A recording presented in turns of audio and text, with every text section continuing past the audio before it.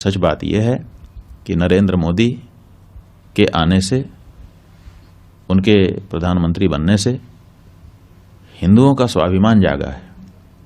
और हिंदुओं का जो स्वाभिमान जागा है ये कोई छोटी बात नहीं है। हम तो सच बात यह है, हमने सार्वजनिक रूप से कई बार ये बात कही है कि हम एंटी मोदी नहीं हैं, बल्कि मोदी के प्रशंसक हैं। और इसलिए प्रशंसक हैं क्योंकि इतना हिम्मती और हिंदुओं के पक्ष में दृढ़ता के साथ खड़ा रहने वाला कौन सा दूसरा प्रधानमंत्री अभी तक आजाद भारत में हुआ है, बताओ ना।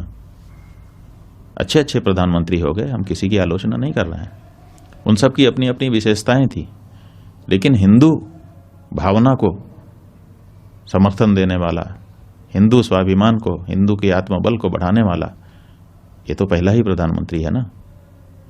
और हम एक हिंदू होने के नाते एंटी कैसी बात करते हैं।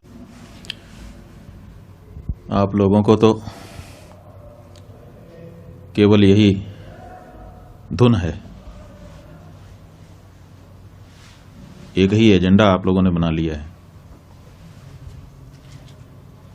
मीडिया ने कि बस एंटी मोदी सिद्ध कर दो। आप ये बताइए कि जब इन्हीं प्रधानमंत्री के द्वारा, इन्हीं के गृह मंत्री के द्वारा धारा 370 समाप्त की गई, क्या उसका स्वागत हमने नहीं किया? नागरिकता कानून लाया गया, क्या उसके बारे में हम लोगों ने अच्छा नहीं कहा? समान नागरिक संहिता की जब बात की जाती है तो अपनी जो हमारी धार्मिक चिंताएं हैं उनको व्यक्त करते हुए क्या हम उसका स्वागत नहीं करते हैं? प्रधानमंत्री जी ने स्वच्छता का अभियान देश में चलाया, क्या हम लोगों ने उसमें कोई बाधा डाली? क्या उसकी सार्वजनिक प्रशंसा नहीं की गई?